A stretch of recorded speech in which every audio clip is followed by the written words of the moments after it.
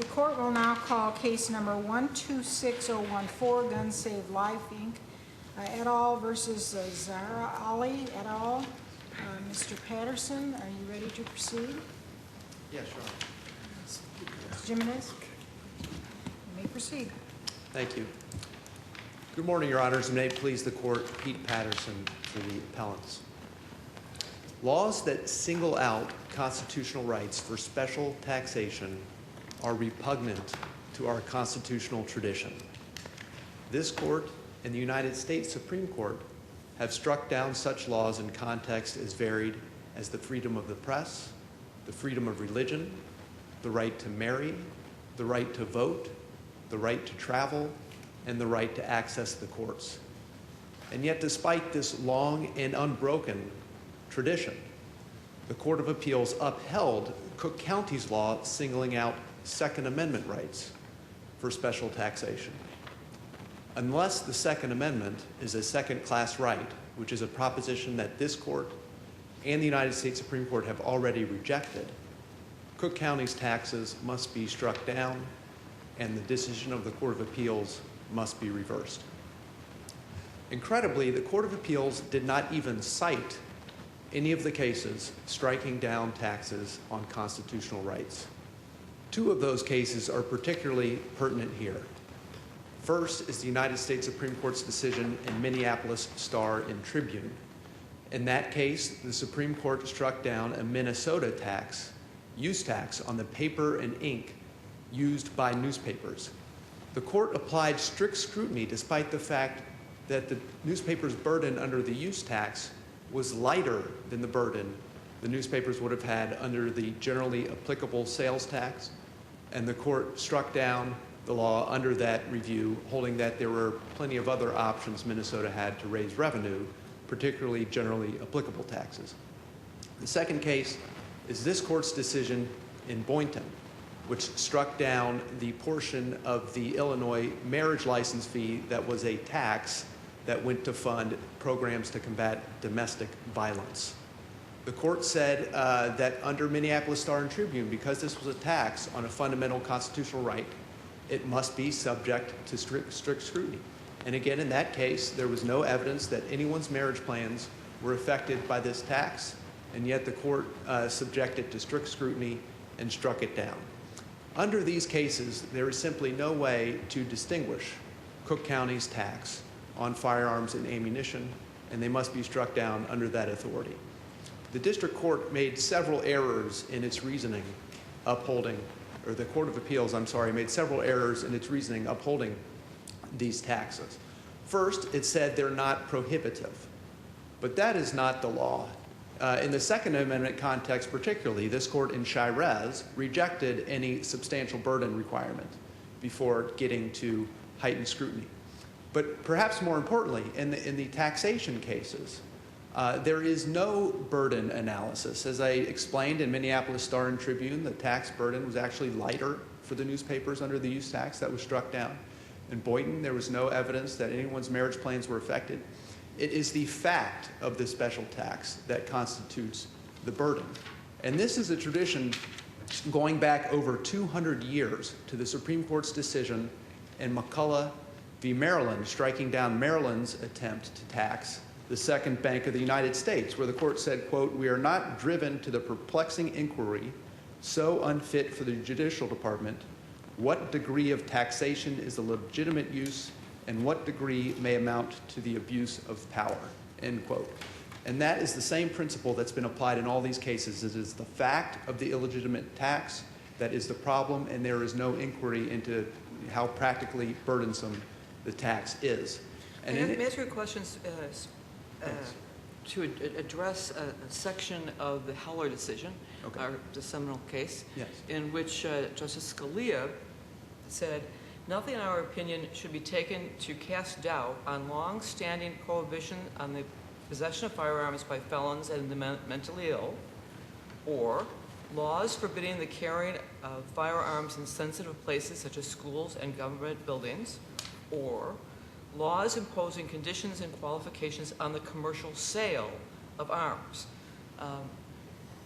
Pretty clearly, the Heller decision looked at the issue when there is a commercial sale of arms, and that's specifically what we're talking about here.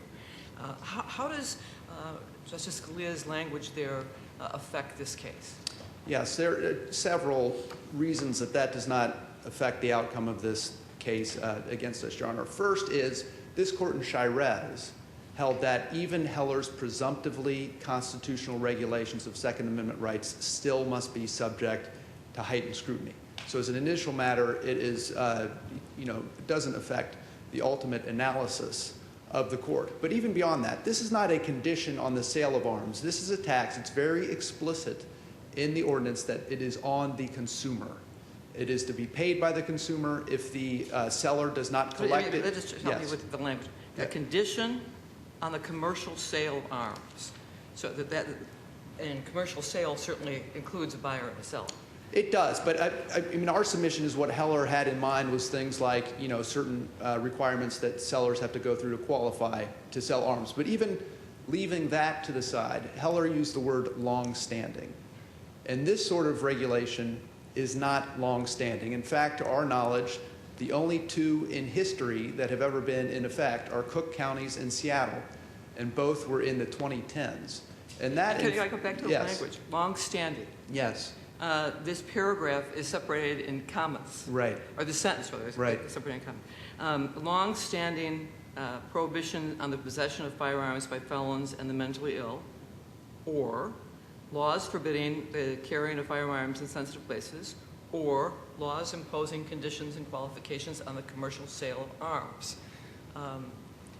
You're suggesting that all of those three different exceptions to the Heller case must be long-standing. Is that follow the rules of parsing grammar? I don't know. There's a rule of the last antecedent. I don't know about the first antecedent, but it is, regardless of the grammar, we would submit long-standing applies to all. But at Heller, the point is you look to the founding. The scope of the right is established at the founding when the right was adopted. So that is the key point to look at, and it's clear that at the founding there was a right to acquire firearms, to purchase firearms. In fact, members of the militia, which was the whole body of male citizenry at age 18, under the Militia Act of 1792, had to acquire a firearm for themselves when they turned 18. Every person, every male in the country, with minor exceptions. So it's clear that there was this right, and it's also clear that these taxes burden that right. It is a direct tax on the acquisition of firearms and ammunition, which the Northern District of Illinois held is the most fundamental prerequisite to the exercise of the right to keep and bear arms. And the novelty of these taxes underscore their illegitimacy. In Grosjean, where the Supreme Court struck down a tax on newspapers, the court said, quote, in view of the persistent search for new subjects of taxation, it is not without significance that so far as we can discover, no state during 150 years of our national existence has undertaken to impose a tax like that now in question. Here, now we're over 220 years, and similarly, these are novel taxes that have not been tried by other jurisdictions. It only heightens their illegitimacy. Counsel, Yes. The list that Justice Tice read from Heller, Yes. The first two in that list were clearly regulations and conditions under the police power. Yes. So when we look at something in Seriatim, Yes. would the third then theoretically also be conditions and qualifications under the police power generally, or could they also include under the taxing authority?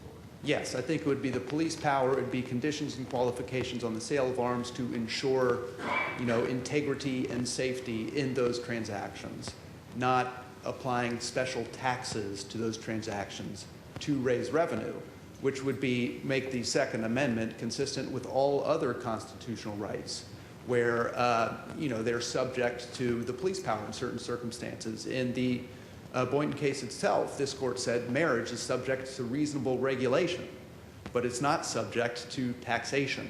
Same in the Murdoch case. The Supreme Court said the evangelization that was at issue in that case sometimes gives rise to issues that the police power has to deal with, but the tax power is different. We don't single out constitutional rights for taxation.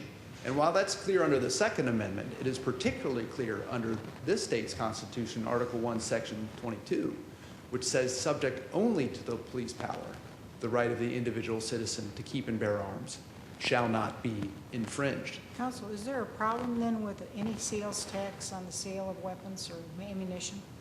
Absolutely not. And that is the critical distinction that has been drawn by all of these cases, Your Honors, that there is a difference between a generally applicable sales tax, which is not targeted at the exercise of a constitutional right, and a tax that singles out and applies a special tax to the exercise of a fundamental constitutional right. Again, in Minneapolis Star and Tribune, that was the key distinction, and the court said the sales tax would have been fine, even though, as Justice Rehnquist said in dissent, the burden under the sales tax would have, he estimated, 3 times greater than under the use tax. And nevertheless, that was the key distinction. So again, we would submit that is the key distinction here. Does it make any difference that this tax is on the gun owner versus on the seller? Well, to the extent it makes a difference, it is in our favor because it's clear that you are then taxing the individual exercise of that constitutional right, and it is not in any way a regulation of the seller. Perhaps, as the language in the Supreme Court indicated, there could be more room for regulations of sellers. But I mean, we would submit even a tax on the seller would not be legitimate, but it just makes it that much clearer that here it's on the consumer.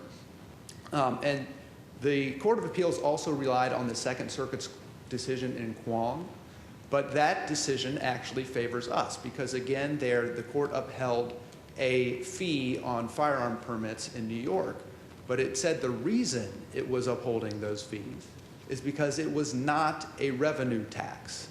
Instead, it was to defray the expenses of the licensing system that no one challenged in that case.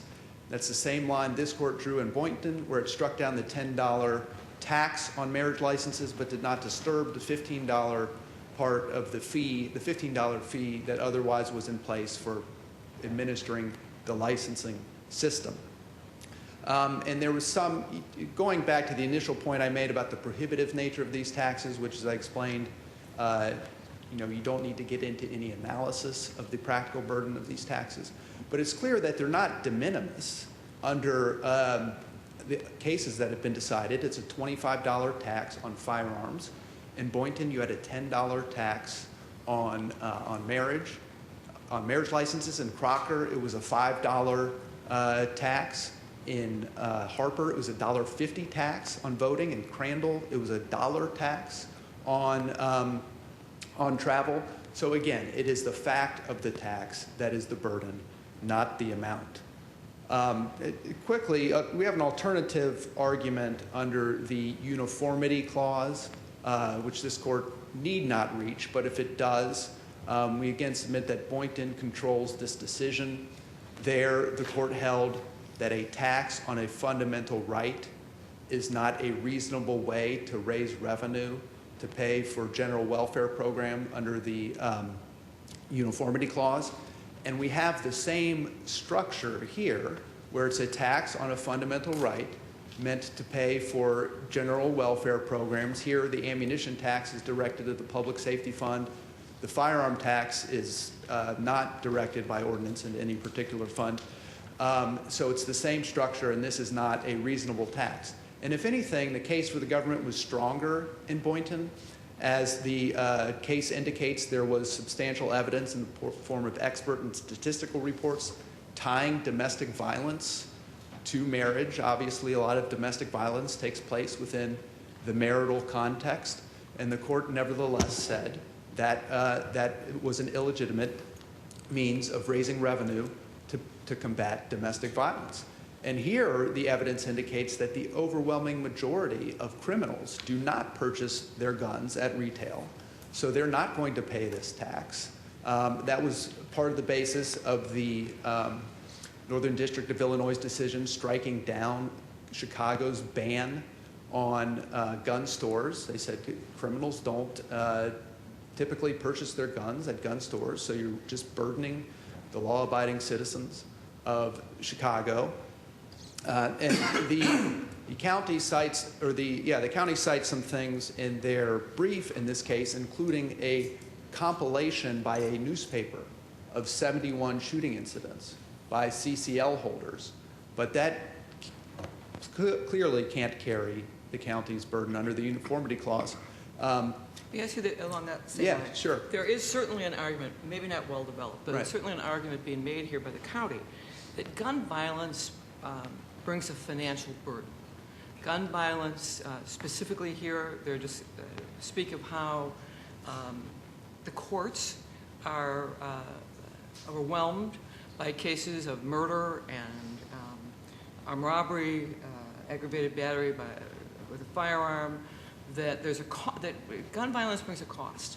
Additionally, they argue, although it's not quite this case, but they argue that Cook County Hospital, the Cook County Public Health System, has a huge burden of millions of dollars that are expended to treat gun violence victims. So their argument is that there is a financial cost here, and that somehow a tax is related to alleviate that burden. And I think the question that we have here is, as it is in so many of these other cases, where is the relationship between the good government policy here, the cost of gun violence, and the tax itself?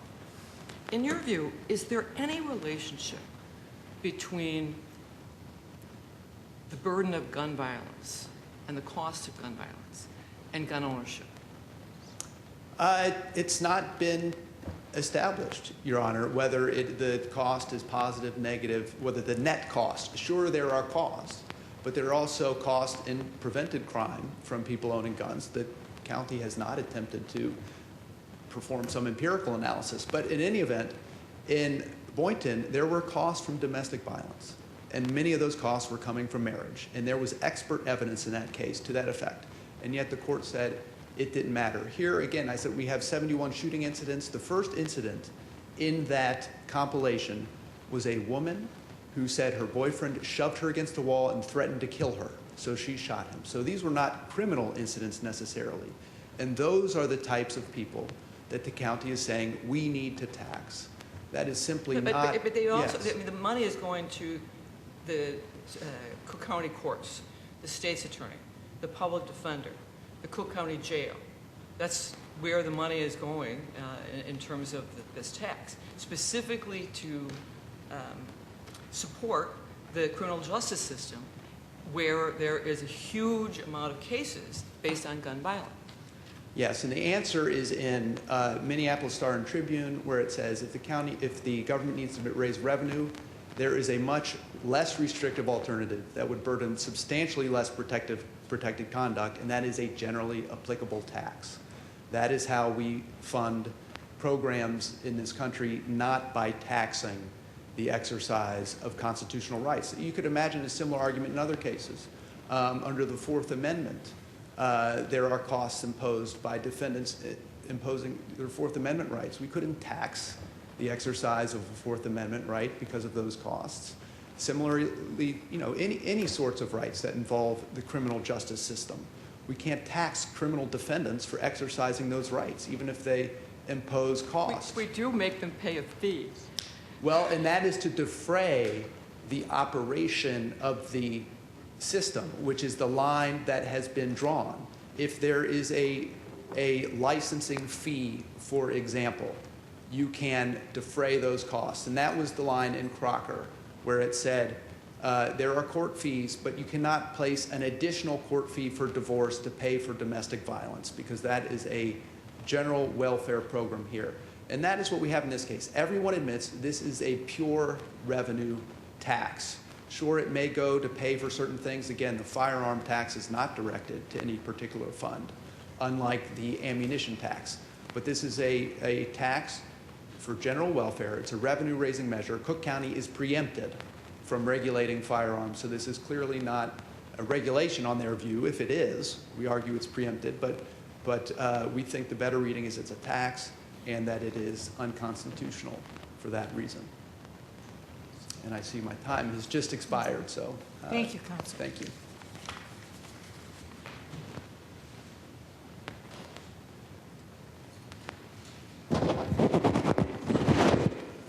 Ms. Jimenez?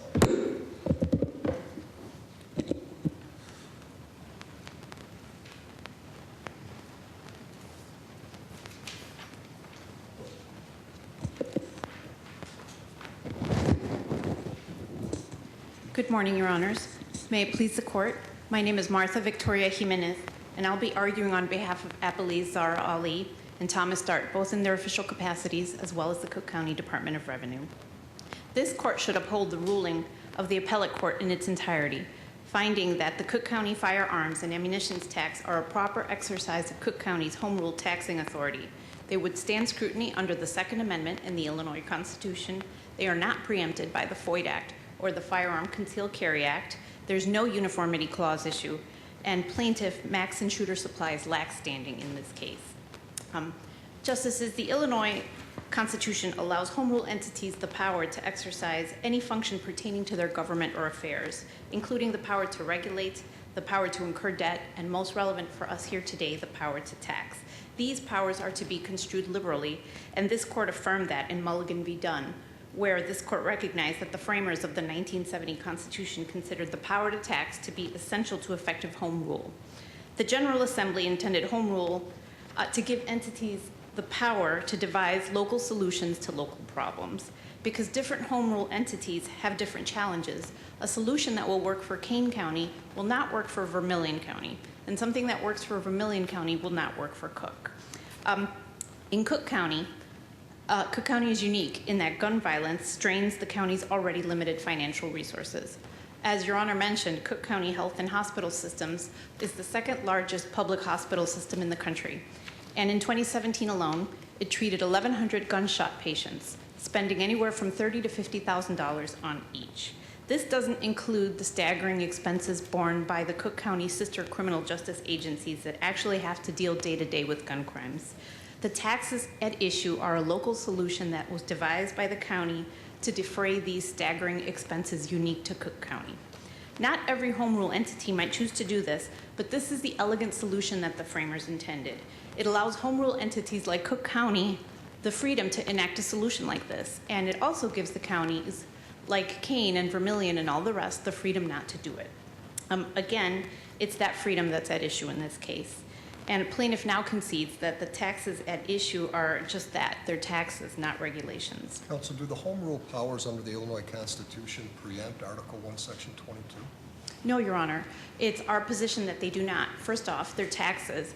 And to the extent that both courts below already ruled that the tax was not an infringement, we don't believe it falls within, that it violates Article 1, Section 22 of the Illinois Constitution. I don't know that the appellate court, when I'm looking at how they handled Article 1, Section 22, they seem to treat it as the exercise of a police power, which it's not, and you're not saying it. You're saying this is a tax. It's not an exercise of police power.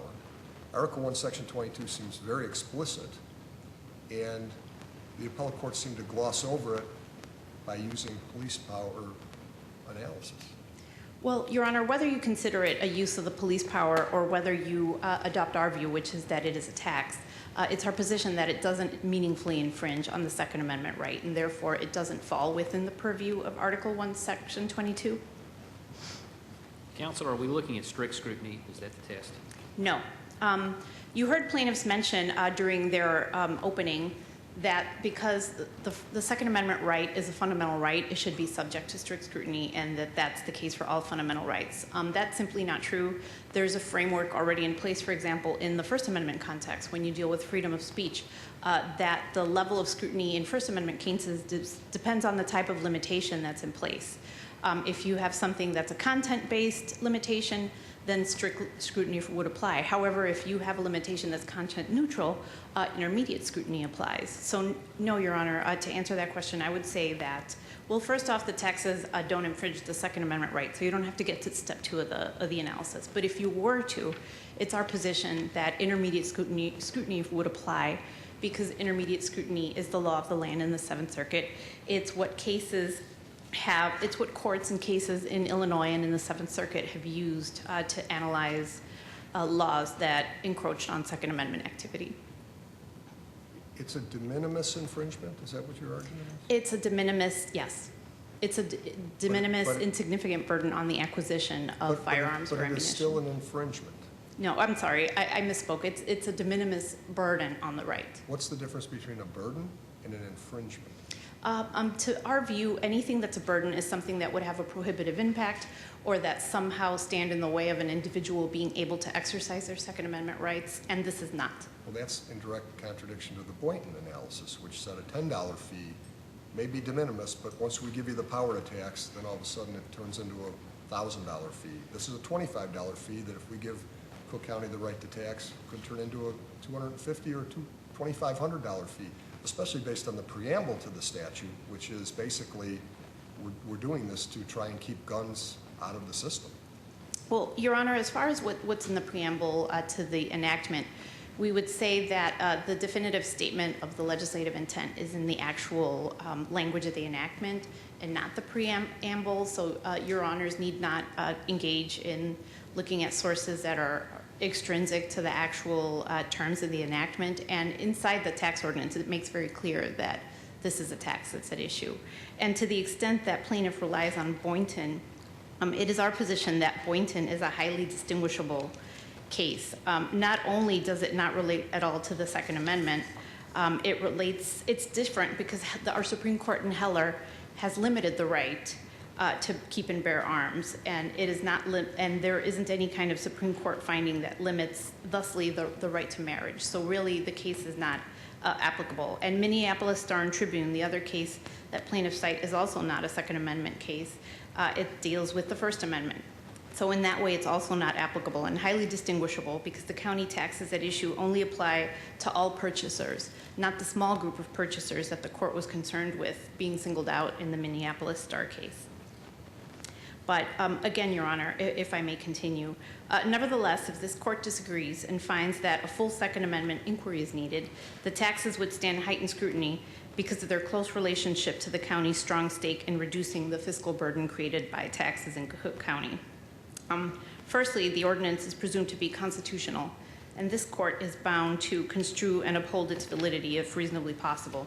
It's plaintiff's job to show you in this facial challenge, which is the hardest to mount, that there's no set of circumstances under which the ordinance might be valid. Plaintiff has failed to do so, and the taxes do not burden the Second Amendment.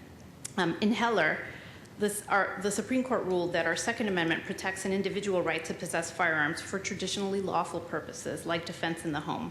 But importantly, as Justice Tice pointed out, it is not an unlimited right, and the opinion was not meant to cast doubt on longstanding prohibitions on firearms, including laws that cast conditions or qualifications on the sale of arms. The Cook County tax is merely one of those presumptively lawful conditions that the Supreme Court intended to exist in Heller. We don't think there's a meaningful limitation in that clause to actually only be limited to firearm sales, that it was somehow only meant to sanction limitations on sellers. And that's the case because it's my understanding that there's no Second Amendment right to sell arms, and plaintiff didn't show any evidence to the contrary of that. So importantly, because Heller didn't set a doctrinal test, the circuits were left to themselves to sort of fashion out how to interpret laws that infringed on Second Amendment activity. And in Ezel, our Seventh Circuit borrowed from the First Amendment framework, which this court followed in People v. Chires. Now, Can I ask, what's the split between taxes that go to the general fund, the tax revenue from this that goes to the general fund, and the public safety fund is geared towards one tax, and then the rest of it all goes to the general fund? What's the rhyme or reason for that? well, Your Honor, just as a point of clarification, both taxes end up going into what is in essence the general Cook County fund that goes to fund the criminal justice agencies that are at the forefront. The ammunition fund? Yes. It also goes there as well. And I really have to take a few steps back and sort of point out sort of the de minimis nature of even the funds that are recouped. I mean, in 2020, the Cook County budget was in the area of $6 billion for the entire year. And the county recouped about $1.8 million as a result of the Cook County firearms and revenue tax. So it didn't make sense to parse it out any further than that, for it to go to any special use place other than just the general budgets for the agencies that have to deal with gun crime in Cook County, which include the Office of the Chief Judge, who presides over all gun cases, the State's Attorney's Office, which has to prosecute them, the Public Defender's Office, which has to defend those cases, and the Cook County Sheriff's Office, which has to house all the people that are charged. Well, if the laws are passed for public safety, Yes. but then if it's in the general fund, how does that happen? I don't understand your question. Your If it all goes to the general fund, not all of it's going to public safety. No, but it nevertheless ends up in the coffers of the agencies that deal with gun crime. It goes into their general budget. Right. If Your Honor's asking what happens to them after they get there, are they earmarked or sent for a particular purpose? No, they're not. They're spent as part of the general funds to that agency. So, Your Honor, getting back to the two-pronged tests, first the courts must ask whether the law imposes a burden on conduct falling within the Second Amendment guarantee. If no, that is the end of the inquiry and the law stands. But if there is, then the second step involves evaluating the strength of the government's justification for the restriction. It's a sliding scale based on the nature of the law. A severe burden would call for strict scrutiny. A law which is less restrictive, like the law that's at issue here, would call for intermediate scrutiny. As I said before, here, Your Honors need not get to step two because the taxes at issue fall safely into Heller's safe harbor provision. But nevertheless, if Your Honors were to, we would say that intermediate scrutiny is appropriate. Again, the law at issue is de minimis, and the appellate court noted that plaintiff pled no facts to support their conclusion that the taxes restrict or prevent ownership, and found the taxes to be akin to sales taxes and not prohibitive or exclusionary. Your Honors can take judicial notice of the fact that every year since the tax has been implemented, it has drawn in on average $1.1 million.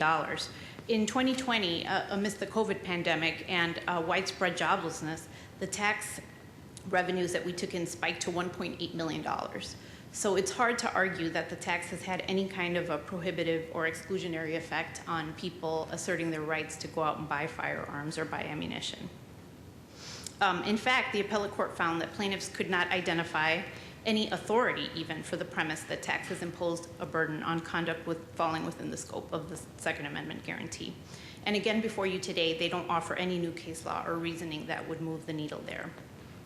And to address plaintiff's point about a lack of a historical record to show that firearms haven't been tax-free, that's really not the case. There have always been taxes to which firearms have been subject. The National Firearms Act, enacted in 1934, imposed a $200 tax on certain firearms. It was upheld by the Supreme Court in Sinzinski v. U.S. They found the $200 tax to be a constitutional exercise of Congress's taxing power. Nobody has challenged this law post-Heller, and I would note that it's 8 times the amount of the $25 tax that's at issue in this case. Watson v. Seattle, which is the other example that a plaintiff mentioned. In the post-Heller era, Washington Supreme Court upheld that tax, which is nearly identical to the tax we're talking about here today against a preemption challenge. While there wasn't a Second Amendment analysis in that case, the fact that there wasn't a Second Amendment analysis is what's instructive for our purposes. It implies that the tax was considered to be safe from constitutional infringements in the post-Heller era. For all these reasons, the county taxes do not burden the right, and this court doesn't need to get to the second prong of the analysis. But if the court disagrees and believes that the taxes do touch on the Second Amendment guarantee, the county's justification for the ordinance is strong, and any encroachment on the right is minimal. Remember again that in Kwong v. Bloomberg, the Second Circuit upheld a $340 gun licensing fee under an intermediate scrutiny analysis. That's what, 13 times the amount of the tax at issue here. Also, intermediate scrutiny is proper because, as I mentioned in my introduction, it conforms to the Seventh Circuit review of other laws that have imposed much greater restrictions on the right. In Culp v. Rowell, the Seventh Circuit applied intermediate scrutiny to Illinois' Firearm Concealed Carry Act scheme. In U.S. v. Scoyne, the Seventh Circuit applied intermediate scrutiny to a law barring possession of firearms by people convicted of domestic violence misdemeanors. In U.S. v. Redwood, the Northern District applied intermediate scrutiny to a blanket ban on firearm possession within 1,000 feet of the school. And most recently, in People v. Chiras, this court applied intermediate scrutiny to strike down a criminal law that imposed a categorical prohibition. So despite this robust and binding case law, plaintiff instead resorts to legal tests that have been imported from unrelated fundamental rights doctrines to argue for strict scrutiny, and argues that, but we would position that this is error. It ignores the framework that this circuit has set in Ezel 1 and 2, and it's the law of the land, and it says that intermediate scrutiny applies. Again, the county taxes are so closely tied to their public safety objective that they survive any level of heightened scrutiny, and all these funds are directed to the Public Safety Fund, which in turn supports the criminal justice agencies that are tasked with combating gun violence, and they're a de minimis burden. To get around the appellate court's proper holding, plaintiffs urge you to adopt these unrelated doctrines from other rights and makes mention that the appellate court erred because they ignored these cases. But the truth is that ignoring cases that are irrelevant is never error. While all fundamental rights are co-equal, they are not the same and they're not dealt with the same. Each fundamental right has its own distinct body of case law that has been developed over our 200 years of American jurisprudence. And the Second Amendment is unique from the other fundamental rights. It is not a second-class right, but it's an entirely different right because it was expressly limited by our Supreme Court in Heller. The Supreme Court was clear, again, that the right is not unlimited and that it was not intended to cast doubt on long-standing limitations on the acquisition, the commercial sale of firearms. In this way, the courts have tailored the Second Amendment framework to accommodate the right to bear arms while still allowing local governments the ability to address public safety concerns. So while the courts draw inspiration from the jurisprudence of other rights, plaintiff is basically asking you to cherry pick cases that are favorable from one fundamental right to another, and it must not be allowed. Your Honors, I see that my time has expired. May I briefly conclude? Yes, you have until the red light goes on. Excellent, thank you. So for the reasons that have been elaborated in our brief, we ask that this court uphold the ruling of the appellate court in its entirety, finding that Max and Shooter Supplies has no standing in this case. There's no uniformity clause issue. The Cook County firearms sales taxes are not preempted by the FOID Act or by the Firearm Concealed Carry Act, and that the constitutional nature of this law is not in question, as they withstand scrutiny under the Second Amendment and the Illinois Constitution and are proper exercises of home rule taxing authority. Thank you for your time today. This issue is very important to the taxpayers of Cook County, who have to shoulder the extensive burden, fiscally and otherwise, brought upon the county by gun crimes. Thank you. Thank you.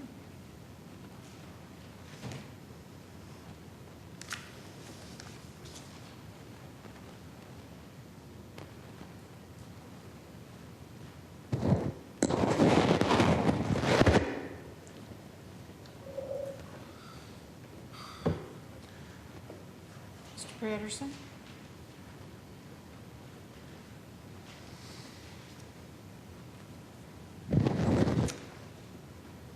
Yes, thank you, Your Honors. Although the county denies it, the argument you just heard confirms that in order to uphold the Court of Appeals in this case, you have to find that the Second Amendment is a second-class right.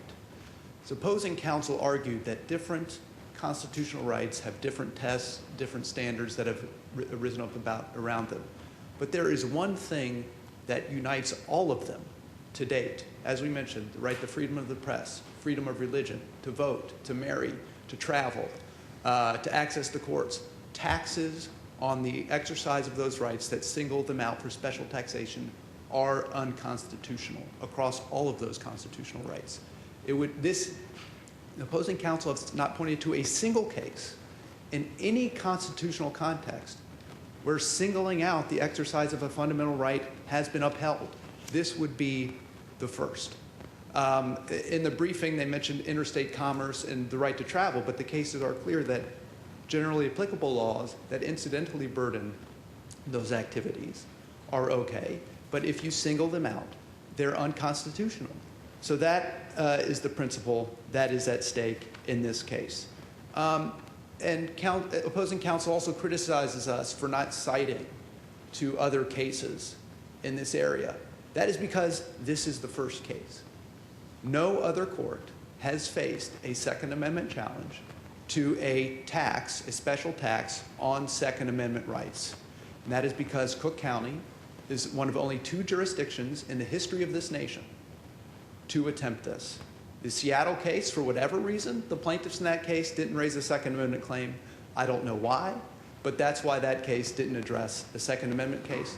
The council discussed the National Firearms Act. That was a tax on sawed-off shotguns and machine guns. And the Supreme Court in Heller said that act may have been struck down if those firearms were protected by the Second Amendment. But those arms are outside the Second Amendment, which is the reason why that tax was allowed to remain in place and why it's no precedent for the tax at issue here. Council also says that intermediate scrutiny needs to apply. This court has not uniformly applied intermediate scrutiny in Second Amendment cases. In Aguilar, it categorically struck down Illinois' ban on carrying firearms in public, and in Webb, it categorically struck down the ban on carrying stun guns. Did either one of those cases specifically adopt a strict scrutiny standard? No, they didn't apply any scrutiny at all. They said after the first step, this is just categorically illegitimate and did not apply any sort of scrutiny, similar to the Heller case. And But other cases that this court has dealt with in the Second Amendment issues, the court has consistently, when discussing what level of scrutiny is appropriate, has consistently used an intermediate standard, has it not?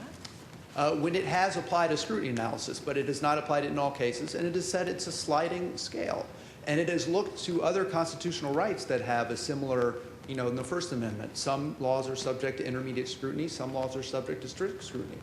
Now I would submit, in the Second Amendment's no different. Now I would submit the binding precedent is Boynton, which followed Minneapolis Star and Tribune, which was in a different constitutional right. It was the right to freedom of the press. Boynton was freedom to marry. And the court said, under Minneapolis Star and Tribune, because this is a tax on a fundamental right, we must apply strict scrutiny like the Supreme Court did in Minneapolis Star and Tribune.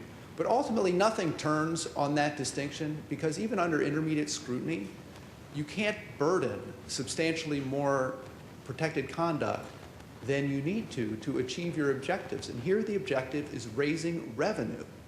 And there is a clear alternative. Get the money from a generally applicable tax like every other jurisdiction in the country except for Seattle does. So even under intermediate scrutiny, there is no way that this law can succeed. It's not even clear that this is a net benefit financially to Cook County, because this extra tax on firearms and ammunition directs sales outside of the county to people trying to avoid the taxes, so then they lose the sales tax revenue from those sales. The evidence in the record indicates that from June to December 2016, Maxon's revenue from ammunition sales was down $51,000, which was the first 7 months that the ammunition tax was in effect. So they've not attempted to conduct any sort of net analysis of the money they're losing by people going to neighboring counties where gun stores, as the record also indicates, are saying, come buy from us and don't pay the quote-unquote Crook County tax. So even under its own objective, it's not clear that this tax meets that objective. There's an argument that the burden here is somehow de minimis, but a $25 tax is in no circumstance de minimis. Even the ammunition tax, the evidence in the record that the sale that one of the Gun Save Life members, the purchase that they were involved in, it was about at 12.5% on the sale of that ammunition. So that is not a de minimis tax. And again, as I stated in the opening, it's much more than taxes that have been struck down. And going back again over 200 years to McCullough, the Supreme Court has said when we're dealing with taxes that are infringed upon an improper area, and that it was a state attempting to tax the federal government's operations, we don't analyze the extent of the burden. It is the tax itself, the extension of the taxing power to that area, that is the burden, and that's the substantial burden, and that is the line in the sand. that the courts have drawn and said that cannot be passed. So for all those reasons, Your Honors, we submit that this tax must be struck down. I'm happy to field any additional questions. Otherwise, we ask you to reverse. There appear to be no additional questions, counsel. Thank you. Okay, thank you very much. Case number 126014, Gun Save Life, Inc. versus Zara Ali et al. Will be taken under advisement as a Mr. Patterson, Ms. Jimenez, we thank you for your arguments today.